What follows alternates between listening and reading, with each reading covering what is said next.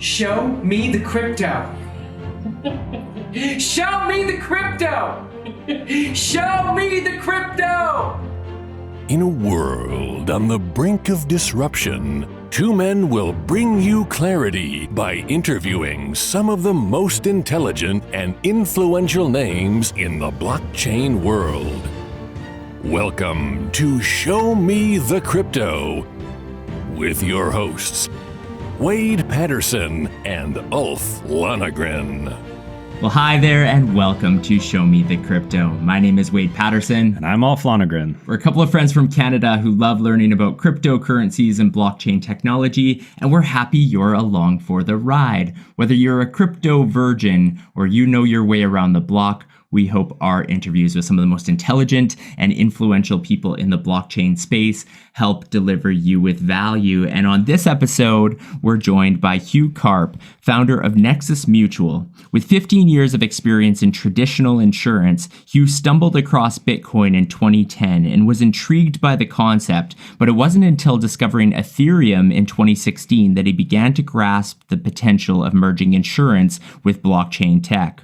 Nexus Mutual is a decentralized alternative to insurance, which uses the Ethereum blockchain to create a risk-sharing pool in the form of a mutual to return the power of insurance to the people. Hugh, welcome to Show Me the Crypto. Thanks very much, guys. Great to be here, and thanks for having me on. Yeah, absolutely. We're excited to have this conversation. And before we dive into all things Nexus Mutual, which we will, I'm just curious about your upbringing and just kind of what you aspired to be growing up. I mean, was insurance always on your radar? What drew you to that career path? Yeah, good question.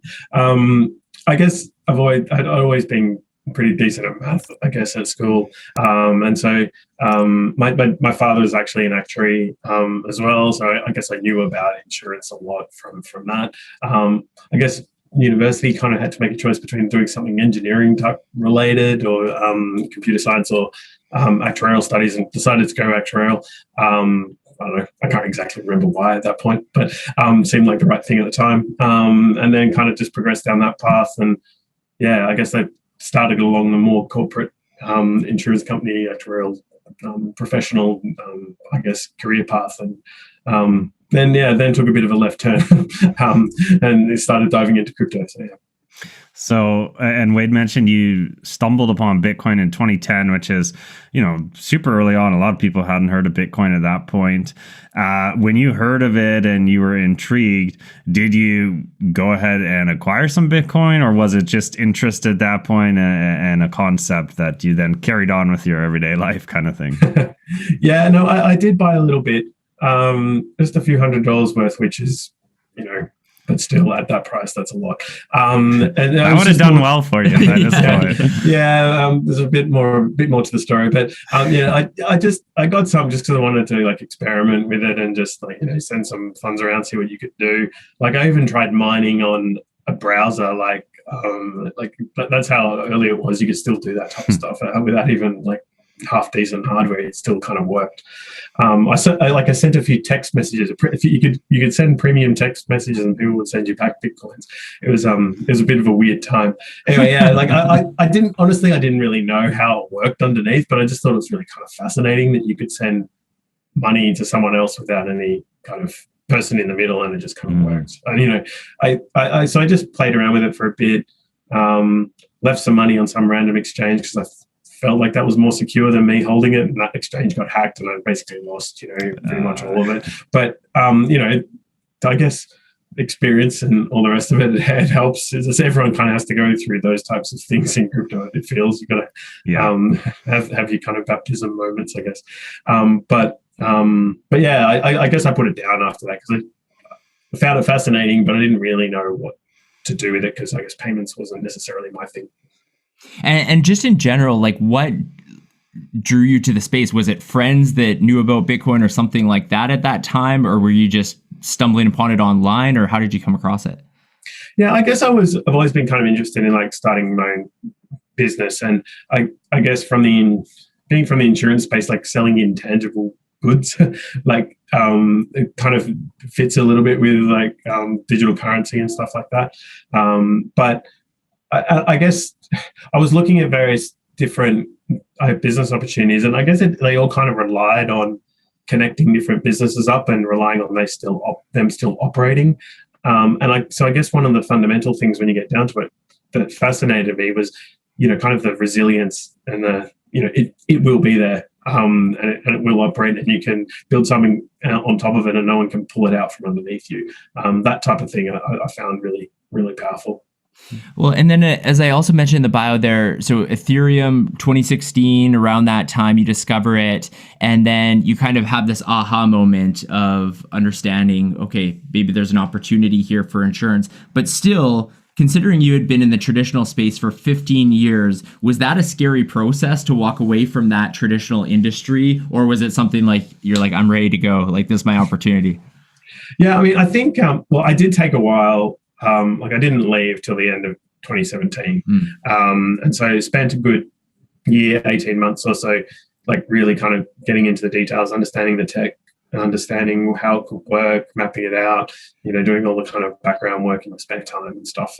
And then it seemed right to take the leap at that point. It was also, I guess, a point in my career where I kind of been in the same role for a little bit, looking for something else to do. And so it seemed like a natural jumping off point. When you say you were kind of like doing all the research and planning, I mean, was that like, are you a developer? Were you learning to code? Did you have other people helping you out? Was it purely business? I don't code. I have coded in the past. I'm absolutely terrible, but I guess I know enough to probably be dangerous and more of a problem than helpful. But I think that gave me I did enough research to kind of understand the core mechanics and what you can do. Obviously, that's not the level you need to actually code something up, but it gave me the deep enough insights to work out how to structure something, where the big restrictions were, those types of things. And so I spent a lot of the time researching regulatory legal type framework stuff, which is a big part of Nexus actually. But then also like the mechanics and how we run the tokenomics and those types of things. And so there was a lot of work on that side of stuff before getting into the actual coding. One of the things we were joking about before we hit record here is the fact that like Alf and myself know very limited amount about insurance and that type of thing. So with that in mind, what is Nexus Mutual? How exactly does it work? Yeah, probably. And one of the easiest things is probably starts easy with this bit of a story. Mutuals are actually a very, very old concept. They're like millennia old, so thousands of years. Like basically a group of people, a small community, just think of them like a village or whatever, just coming together, sharing risk together. And one of the most obvious things is like, they all kind of pool money or pool resources, I guess. And if someone in the village or community dies, then the rest of the community looks after their family, whether that's through monetary stuff or actually just helping them out work-wise, giving them food or whatever, that type of stuff. And that's kind of the earliest signs of like communities sharing risk together by themselves. And so over time, like communities are really good at kind of coming together and doing this themselves when they see a need, because it makes the whole community stronger and more resilient.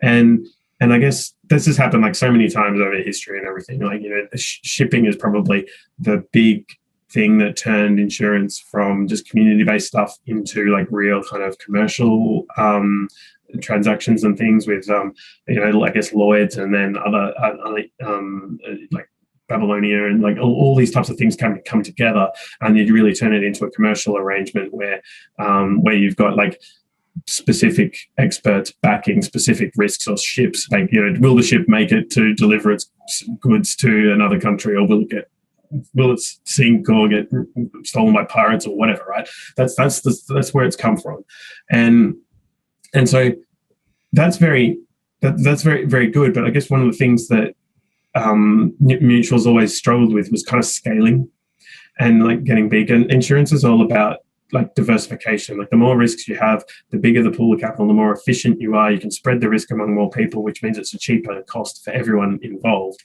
And so scale is a really big critical component of insurance. And so everything looks to try and scale. And the way that insurance has scaled over time is essentially they get capital from specific capital providers, so the share markets or stuff like that. And so you end up with, on one side, you've got the community of people that want to offload risk, and then you have the capital providers that are taking the risk, and that's the way we've scaled things. But I guess what we're saying with Nexus is now we have a new technology that can connect people directly, and we can actually scale within the community. So like one example, I guess, is like if you've got two communities differently, they've got their own risk sharing pools, they may not trust each other to come together to form a better, bigger, diversified risk sharing pool because they don't trust each other to pay out the claims or whatever it is, right? And so here we can have smart contracts that bridge that trust, and so you can group people together where you couldn't easily group them together before. And so because we've got this new technology, we can scale at the community level rather than essentially going like the shareholder capital route where you have to kind of get these independent people with the money to bring it in. And then you've got this naturally conflicted position because you've got shareholders that obviously don't want to pay out claims, and you've got the people that want to pay out claims. And so there's a definite, misalignment of interests. It works, and it largely works because there's big regulation in place to make sure that it works. But if without that regulation, it probably wouldn't. And so here what we're saying is you can create a system which keeps everyone's interests more aligned because you can have the tokenomics and everything kind of all in one group, keep the communities together, but allow them to scale together. And so, that's a bit of a roundabout way of saying it, but conceptually, it's really about going back to the roots of insurance. But now we have a new technology to coordinate people a lot more efficiently than we did before. It seems like concept that it would only be possible with blockchain technology. Is that the case, or is there any sort of, I don't know, other version of mutuals that does exist in the modern day that that aren't built on blockchain? Yeah, I mean, mutuals exist kind of in a whole bunch of different countries, all everywhere. They generally struggle to scale to large amounts. That's not to say there aren't some big mutuals, like there are, like Bupa is a big global mutual. Massachusetts Mutual is huge as well. But generally what happens is mutuals get to a certain point, they kind of max out their particular community, and then to scale further, they have to join with another community. And then what happens is they often demutualize, so they actually convert to a shareholder company. They pay out all of the members, give them some shares as kind of a bribe, or this is why we kind of want to convert to a shareholder company, and then ideally that means that they can scale further and have a full profit motive, and then it's more efficient. Anyway, that's the argument. But what we're saying is we can use this tech to actually it gives us more opportunity to scale. So it's not that mutuals can't scale like right now, they just generally struggle to. Right. And you've got this background of 15 years in traditional insurance. What's it like moving into the blockchain space, creating this new solution for insurance, and having that cater to the DeFi space and the blockchain industry as a whole? Is it a completely different world? Are there a lot of similarities still and crossover, and the technology is just different? Yeah, I think it's different on quite a lot of levels. I guess fundamentally it's the same thing. A bunch of people pooling risk together, and you pay your cost of cover, and then you get a claim and all the rest. So the fundamentals are there, but I guess the product's different. Like, we're doing a new product. Like, no one's ever written this product before we started writing it. Mm-hmm. So I can get into that in a bit of detail. But we're doing new products designed specifically for the crypto communities that regular financial institutions don't. Insurers don't offer.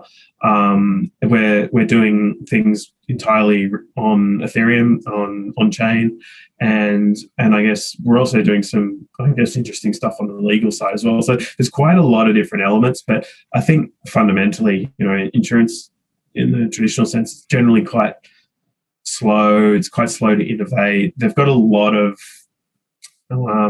barriers to entry. They've got a lot of moats, right? Yeah. And so they don't need to move fast. And crypto is probably one of the fastest moving industries out there. Yeah. So it's kind of that's definitely a big change. I talk to my ex-colleagues and other people I know from the industry and stuff.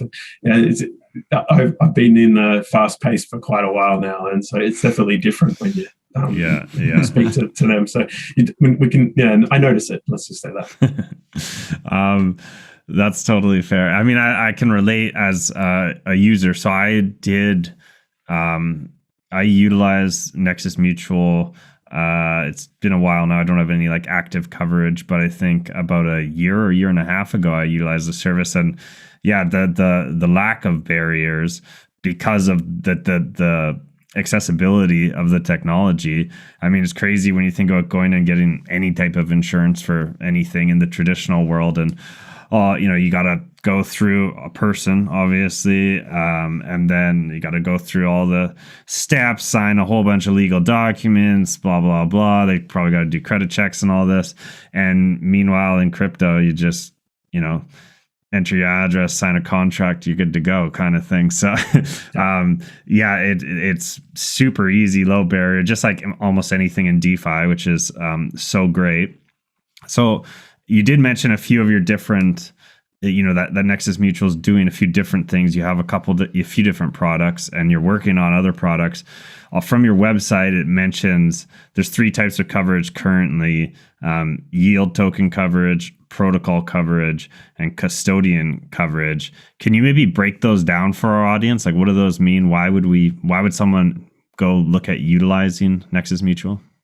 Yeah, I'll start with the custodial coverage. That's kind of like our CeFi cover. So like, if it covers against like the Coinbases or Binances or Nexo or Celsius or someone like that, where they custody your coins, and say they could lose them, they could get hacked or whatever. So you're handing over essentially their rights to the private keys or whatever. So they're holding those on your behalf, and they could get hacked, etc. So obviously lots of potential incidents have happened, or lots of incidents have happened in the past, like Mt. Gox and like a whole bunch of other ones. And so that's specifically designed for that risk. And a lot of the users, with the Nexus, and this is a theme throughout most of our products right now, they want to deposit coins with like a yield app or a crypto.com or something to earn yield.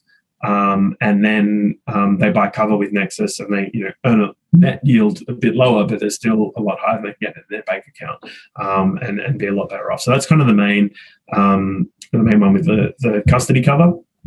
The protocol cover and yield token cover, basically they're the same fundamental like customer motivation to buy. You're looking to deploy, but this is for DeFi instead. So both protocol cover and yield token cover are DeFi type products, and so they cover against DeFi risk. So you want to deploy your money into a DeFi protocol like a Compound or an Aave or a Curve or something like that, and you want to earn yield, but because you're giving you're putting your money into those smart contracts, and those smart contracts could have bugs, technical errors, and obviously there are DeFi hacks reasonably regularly, then this protects your principal against that. So if there's a hack and you lose your principal, then you can get a claim payment. And so the kind of more technical difference between like protocol cover or yield token cover, protocol cover is a very I describe one of them as horizontal and one of them as vertical. So protocol cover is horizontal for a particular protocol. So for example, with Curve, you can put your money in a whole bunch of different pools within Curve, USDC or a whole bunch of different ones. And so with protocol cover, you cover against any issue in Curve across all pools. With yield token cover, this is like vertical coverage for full stack coverage for DeFi. So often within DeFi, you've got composability, and so some protocols are built on top of other protocols, built on top of other protocols, etc., and you get this stacked risk. And so if you were to get full coverage for using protocol cover, you'd have to buy 5 different coverages or something to get coverage. So that obviously doesn't work so well. So we have yield token cover for that, which is basically for a specific yield-bearing token, hence yield token cover. For a specific position, you can get full stack coverage against the particular risk, and that covers any protocol that's in the stack, including potential depegs of like a USDT or something if that's in the stack. And so that's quite a comprehensive cover, and it's quite an elegant mechanism actually. You can basically, it gives you the right to swap your yield-bearing token for 90 cents worth of DAI or 90% worth of ETH. So you can always get back to 90% of the underlying asset. So if something in the stack breaks and your yield token is no longer worth the $1 that you thought it was supposed to be worth, then you can get back to 90 cents.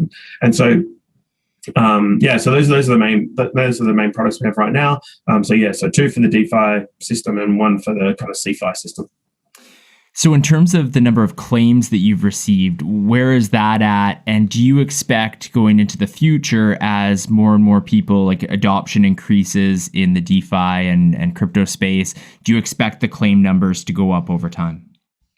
Yeah, I mean, I definitely expect the numbers to go up over time, mainly because of just we're growing and then we're covering more stuff, and so there's going to be more hacks, etc., and more people impacted. But and that's really more of an adoption thing more than anything else.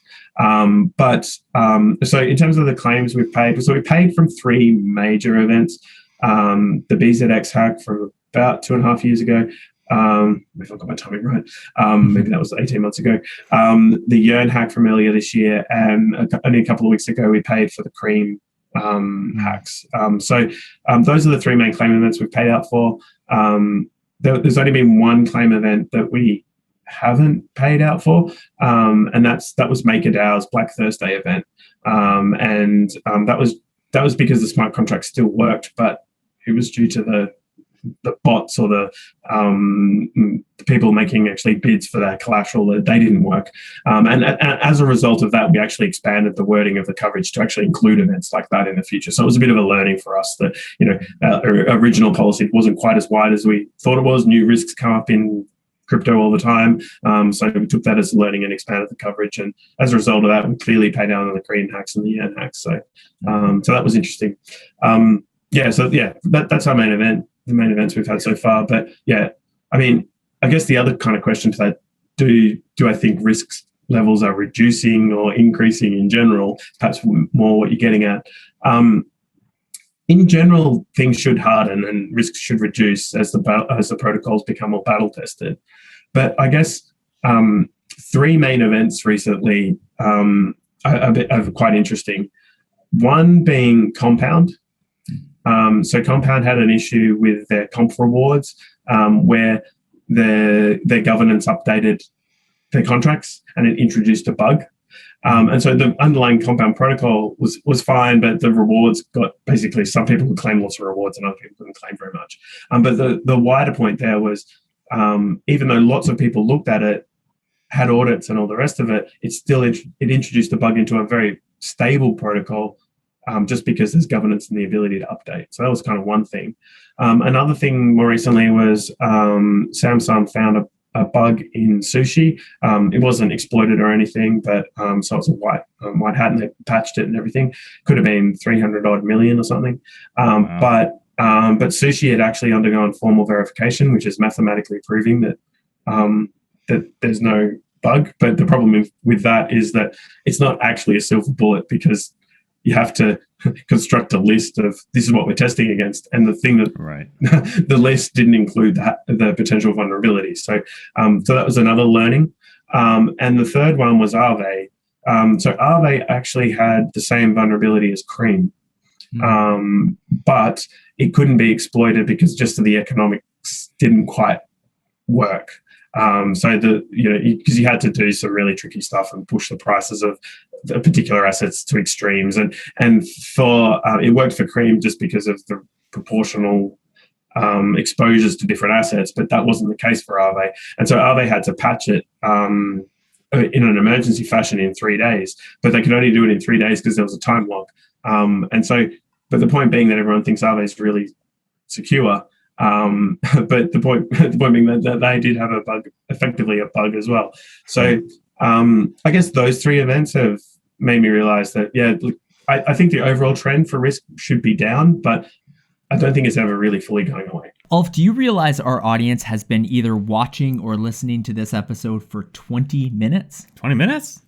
No, they should probably subscribe. Yeah, they should subscribe. And if you're watching on YouTube, make sure you comment and turn on notifications. And if you're listening to this podcast, especially if you're on Apple Podcasts, leave us a rating and a review. We're also on Twitter, Instagram, and even TikTok. So go check out the episode description. You can find all that information below. And we have an update on the NFT, don't we? That's right. We didn't previously mention this, but this NFT for our OG supporter is a one of one. There will only be one of this kind ever minted, and we have a few surprises for the person who purchases it. The link is in the episode description. And back to the episode. So, with all those stories of recent bugs and hacks in your world, initially I might think, pay attention to the insurance landscape, but it really seems like you have to pay a lot of attention to, the hack landscape and the things that ultimately result in paying people out who have this insurance. Personally, for you, has this helped you to really learn a lot more about general blockchain security? Yeah, I've been on a personal steep learning curve because, I'm by no means a security expert, but just being deeply involved in this type of stuff is really eye-opening, I guess. One thing that gives me a lot of comfort, and I guess I'm really positive about, is whenever something happens, there are war rooms that get set up behind the scenes that are cross-protocol. All of the experts jump in and help each other out, and that often doesn't come out in public a lot. Like you see inklings of it on Twitter maybe, but there's a really strong group of security experts that all dive in when some things impact it, and they really do help each other out and get to resolutions as quickly as possible. And that gives me a lot of confidence as a broader community that one, we're focused on the right stuff, and two, that when something like this happens, we can fix it, and everyone's focused on actually making sure it doesn't happen again as far as possible. And so, taking those learnings from an open community and then applying them throughout the community, that's only going to make us stronger over time. And one of the things you just recently mentioned is like some of the I think you mentioned 4 big events where 3 of the 4 were covered. I looked at your the list of all the claim submissions, and I did a quick count, so this might not be totally accurate, but I think it was around 80. There was around 100 claims over the last 2.5 years, and of those claims, 80 of them had been denied and 20 had been accepted. But as far as I understand it, those are like individual claims. So why is that 80 were denied, 20 were accepted? And do you think that 80-20 split will probably kind of continue on as well? No, I mean, to be honest, the vast majority of those 80 claims that have been denied are actually just people testing the system with it from an integration point of view. So a lot of them are just for like a covers that someone bought for 1 ETH so that they could test the integration from a claims point of view. So of course they get denied. Yeah. The only material, the only functional ones that have actually got denied are the maker ones. The rest have been approved. There's actually one there for, I think it was Uniswap. So someone submitted a claim for Uniswap and voted yes on their own claim, and then they were outvoted by other members, and the claim was denied. But there was clearly no issue with Uniswap. There are a bunch of people that submit speculative claims, and if we're the right thing to do is deny them. Otherwise, the whole product is unsustainable. So, it's an open system that anyone can do what they want, but that also means that we have to deny the test claims or the speculative ones where clearly nothing has happened. So, yeah.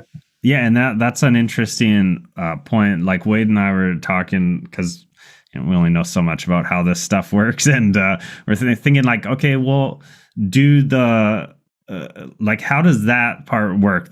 Someone makes a claim, and then it's holders of the NXM token, and they get to, it's like a governance style token. They get to then place their votes on whether a claim is accepted or denied. How does that all work? And is there a worry at all about, why are they incentivized to do the right thing? So there's an obvious, why would they vote to pay out claims, right? So the key thing here is that the mutual, if you just step way back from an incentive point of view, if we're just talking really, really short term, then you would decline all claims because that gives you the most value in the short term. But that destroys the mutual because then the mutual has no value. So from a long-term point of view, you're really destroying a lot of value. Like if you decline legitimate claims, then the mutual should shut down. It has no reason to exist. And so that's the kind of core mechanics that we're using here. If you vote on claims, then you must lock your tokens up for a decent period of time, and therefore you're exposed to the longer term performance of the mutual, and therefore your interests are more aligned to paying genuine claims.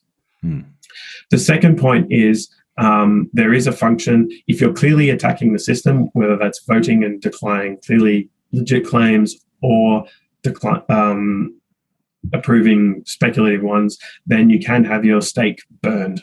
And so there's a direct disincentive. And so we have actually burned someone from that person who voted accept on their own claim when there was clearly nothing going on. Really? And so that's functioning how it works. I guess from my perspective, I guess we've done quite a few things. One, we did a lot of work on this in terms of the design.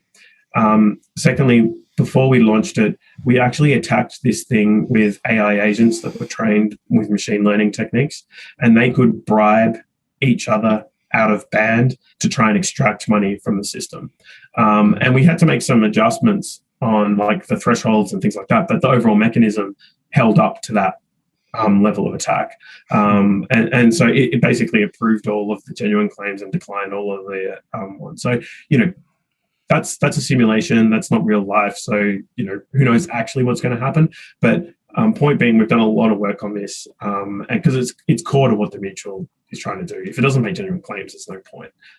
So yeah, I mean, if you have a look at our claims discussion channels, whenever a hack comes in, everyone's like, how can we pay this claim? How can we make it work? Because, this is what we're here to do. This is our moment to shine, So yeah, but I mean, it's a fair question. It's obviously an obvious question and people are concerned about it. And, I mean, because insurance companies never pay, right? So that's the thing. Well, I think, that makes so much sense. And, we've had different discussions on this show from everything from, NFTs to specific coins and projects. And one of the themes is just reputation, right? Like long-term reputation is everything. So to your point, it's so important that you're functioning properly or else no one will use the protocol. One thing I'm curious about, will blockchain technology ever, or like Nexus Mutual, will that ever merge into the real world or real life in the sense of like, things like home insurance, car insurance? Like, do you see that happening in the future? Yeah, I do. Maybe not those particular lines, but definitely more kind of real world, like non-crypto stuff. So one thing that's probably more closer than you might think is something to like weather derivatives or natural catastrophe type stuff, where it's a bit easier to assess claims on a remote basis. Like you don't have to go to the mechanic and say, oh yeah, the car was damaged or it has to be written off or whatever. Here you can have, was there an earthquake at this location of this magnitude or whatever, pay out a claim. So the products have to be right for the particular setup that we've got at the moment. And I don't necessarily see us going into very hyper competitive markets like auto or whatever to start, well, at least to start with, or not for a very long time. I see us more playing within niche or underserved markets where there's capacity constraints or people can't get cover. That's one of the things that's worked really well for us. Like you can't get crypto cover from traditional insurers, so people come to us.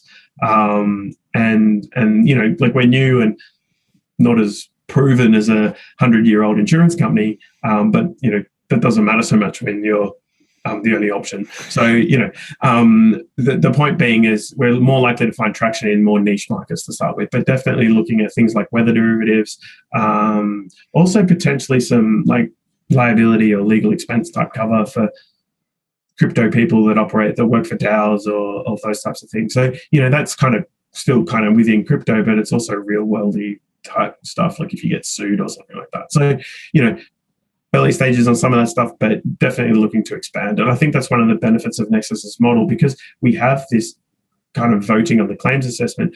We can actually write any product. Like the product doesn't have to be absolutely coded up. You can have people interpret a Word document of what actually is the definition of a claim. So you've got ultimate flexibility in the product design.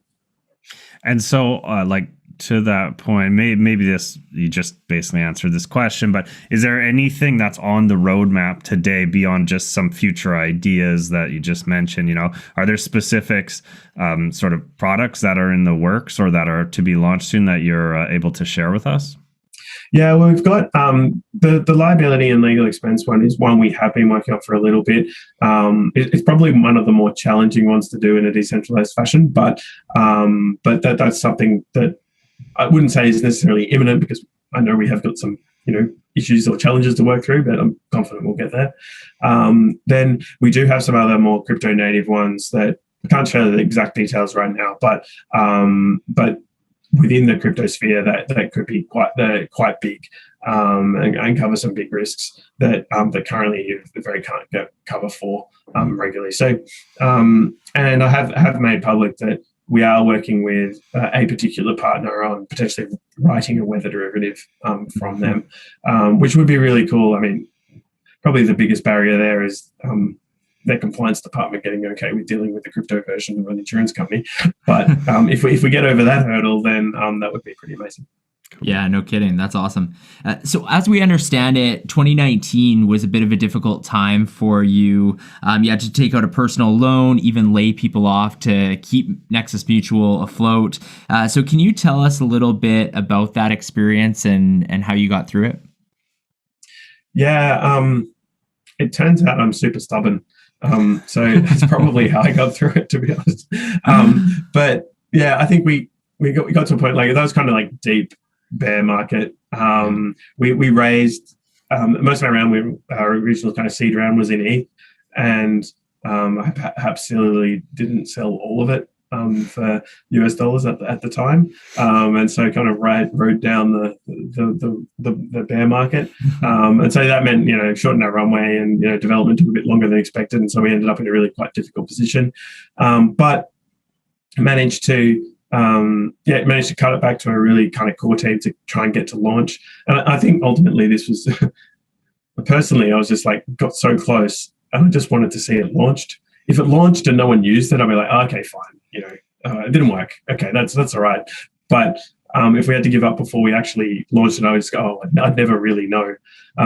So yeah, I guess stubbornness kicked in, and basically took the only route that I had available to me, get rid of everyone but the core to get it over the line, and then take out a bit of a loan against the crypto I had left. And we just got over the line, raised more funding after that, and it's been I guess we've been riding the wave since then, so it's been really great.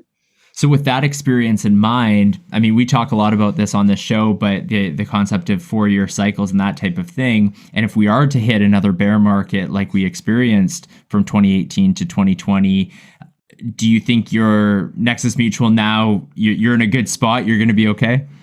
Yeah, for sure. Yeah. I know how to manage through that now. Bit hindsight's not wonderful, I guess. But yeah, I guess it's very, make sure you got enough runway to make it through, basically at all times. And we kind of touched on the usage of NXM tokens. Is there anything to expand on that? Like, why would someone want to be an NXM holder?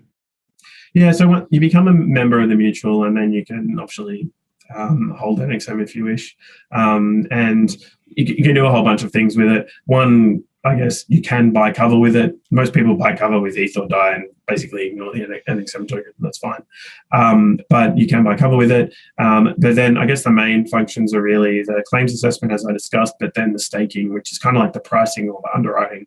And so Nexus's members basically optionally stake against risks that they think are good risks, and the more people that stake, the lower the price of that cover, and the more capacity is offered on that particular risk. So the mutual as a whole is happier to write more business on that particular risk because lots of people back it. So it's basically crowdsourced pricing or underwriting, which is interesting in and of itself because no one has ever really done that before. But it's actually worked really well for us because it's kind of saying conceptually that the community that's closest to the risk are the people that are best placed to assess the risk.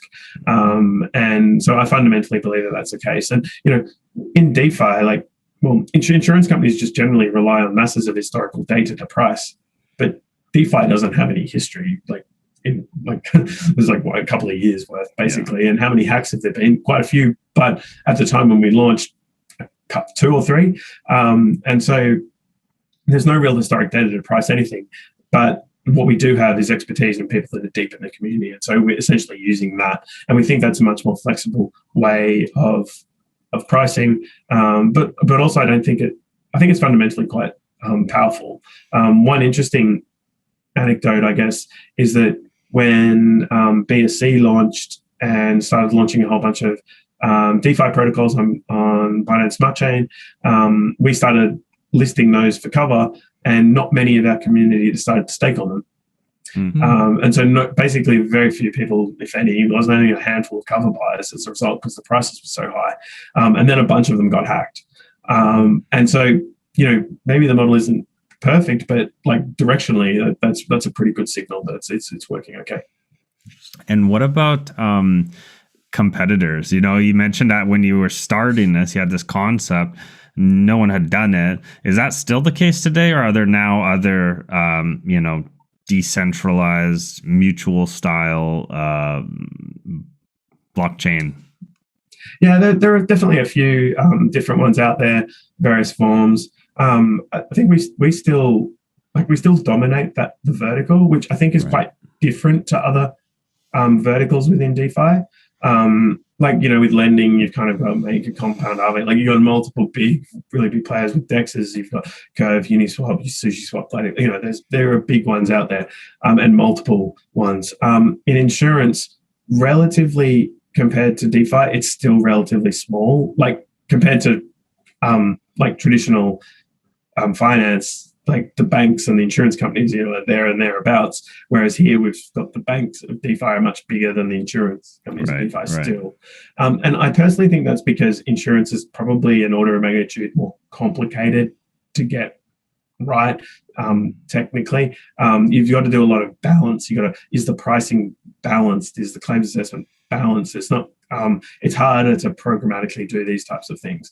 And so I guess it's still learning, and there's still it's a bit harder to do. So, that's a bit more challenging. So there are definitely other competitors, but we're still dominating the vertical at the moment. There's definitely room for several large competitors. Like it's a massive opportunity. So we don't tend to focus on competitors too much. We just tend to focus on delivering what we can and grabbing the massive pie that's in front of us. I was listening to another interview you were on, and you were getting some questions about why users are required to use or to input KYC, know your customer. Does that still exist, or has that been removed, or where is the process at? So we still require KYC. That's one of the differences about Nexus. I can give you a little bit of background on that. So, one of the things is that Nexus, when you join and become a member of Nexus, you actually become a member of a legal company in the UK, Nexus Mutual Limited.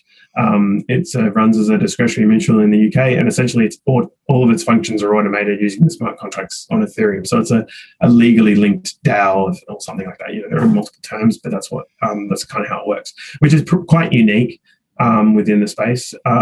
We did that primarily because it gave us a lot of clarity from a legal and regulatory point of view when there was virtually none at the time. And the fact that we have that legal entity means we have to KYC people. So that's kind of where it comes from. There is a big discussion within the community about dissolving the legal entity surrounding Nexus Mutual, and then potentially going to a full stateless DAO. So we're just doing the required legal, tax, accounting type work behind that at the moment, and hopefully by the end of the year we'll be putting up a proposed path of execution based on the analysis work that's been done and funded out of the community, and then it's up to the community to decide whether they want to take that forward or not. No, makes sense. Hugh, we're getting close to the end of the conversation, but before we get into kind of the last section of questions that we ask every guest, I want to switch gears and ask you about something.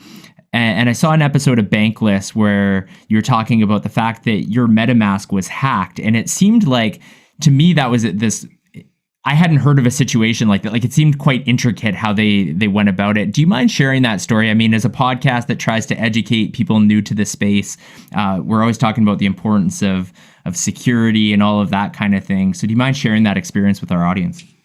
Yeah, it was a pretty scary episode, to be honest. But happy to share because hopefully people can learn from it. So to give you an idea, I personally use, so this was a personal attack on me, not Nexus as the whole. It was my personal holdings. And I use a hardware wallet connected through Metamask. So what happened was I was a targeted phishing attack where my CTO's email was spoofed. They sent me a docx file via email, which essentially had malware in it. But I guess one of the interesting points was the topic of the document was something we were discussing that day. Wow. And so they monitor the Discord, Telegram chats to craft the documents, etc. Oh, wow. Anyway, so once I'm on a Windows machine, I was on a Windows machine at the time. So open up the file. At that point, they've got full access to my computer. They've exploited a Windows vulnerability somewhere, and so they have access to my computer. They haven't got access to my private keys because they're on the hardware wallet, but they've got full access to the computer. Took them about 2 to 3 months between that point and the actual execution of the attack. So they specifically crafted the attack for me. So what they did was they when I was going to claim some rewards, so do something, I guess, pretty innocuous within DeFi, Metamask came up and says, yeah, you're claiming the rewards. But what it's actually doing has replaced that underneath with send them a lot of NXM. So Metamask just shows you're doing what you expect to be doing.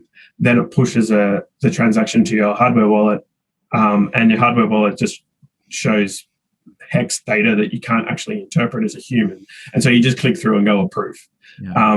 And so what I'd done there was effectively I'd approved sending them a lot of money. So my private keys were never hacked, but they tricked me into sending them a lot of money by spoofing the transaction. And I'm the only one that could ever do that transaction. So the point being there that it was specifically crafted for me. So I guess it was highly targeted and all the rest of it. But the interesting point there is like even if your computer's compromised, you can still be, and you're on a hardware wallet, you can still be tricked because unless you really read the hex data, then what are you supposed to do? And that's really, really challenging. Like no one should be expected to be able to do that. So that's quite a challenging thing. In terms of what I do now, it's probably hopefully of interest. I don't use a Windows machine. I also have a separate machine that just signs transactions, doesn't do any social email, nothing else. So it's very focused. And then I have a different machine that I use day to day. And so that minimizes risk. Like it's not foolproof and all the rest of it. The other thing I do is I make sure I check the to address of every contract interaction. So I'm doing stupid things like whenever I sign a transaction, I copy it, go into Etherscan, look it up and say, yeah, is that actually like Uniswap or Compound or whatever I'm doing? And before setting approve. So it's painful, but necessary. It's crazy to think about that, and just in general, like the level of work and like specifically targeting you and going through that. But I think that's a good message is regardless, I mean, the average listener to this podcast probably, isn't going to be targeted like that. However, there are, even if it's a DM on Discord, some of these look very legit. And if you're new to the space, it can be a scary place sometimes. So really good. I'm glad you shared that. And Hugh, in general, you've done an awesome job just explaining everything. Like I said at the top, we're not overly versed in insurance, but everything you said was completely understandable. We like to end every episode of Show Me the Crypto with the same 3-question segment. We call it You Had Me at Crypto, and Ulf's going to ask you those questions. All right, Hugh, you ready? I'm ready. First question is, who is your favorite person to follow in the crypto space? That's a good one. I've got a lot. I really like Frank Hasu. I think his balanced takes and very well researched takes are pretty up there with. Yeah, and then there's a whole bunch of shit posters that are also for but yeah, for quality, Hasu is probably a good one. Cool. Second question is, what will the price of Bitcoin be 10 years from now? I honestly have no idea. I worry that Bitcoin's got a security budget problem and it could crash, but within 10 years, it probably still goes up. So, it could be a lot higher than it is now. I have no idea. Hundreds of thousands it could be. All right. And third question, what is the most underrated coin or project in crypto? Other than NXM. Other than Nexus, yeah. Yeah, that's a good question. There's a lot of stuff going on now that's, I don't know, I don't think adds a lot of fundamental value, but there is some really cool stuff up there. I like Liquidity and Reflexer, which are more very new stable coins, but that are really kind of censorship resistant, because I think that could be very powerful in the future. Most people are using USDC, etc. now, but who knows how the regulatory actions change. And so I think a place for really highly censorship resistant stable coins is needed. Good stuff. Well, thank you so much, Hugh, for joining Ulf and I on this episode of Show Me the Crypto. Cool. No, great to be here. Thanks again for the opportunity. Thank you for listening to Show Me the Crypto. Please make sure to subscribe as well as rate and review this podcast.